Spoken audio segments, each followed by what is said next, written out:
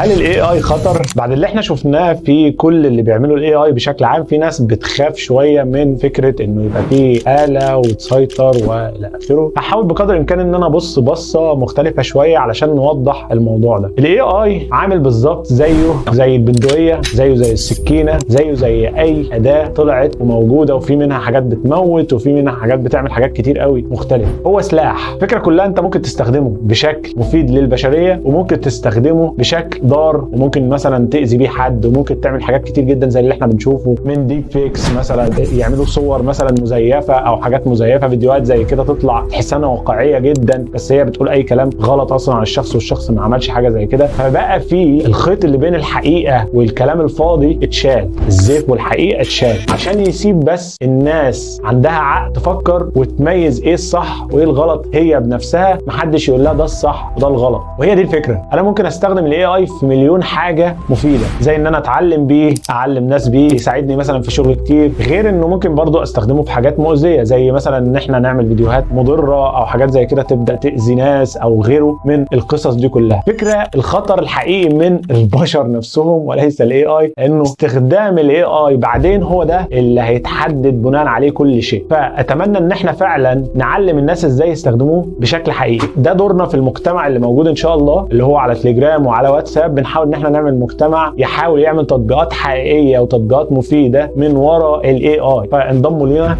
وشكرا لكم.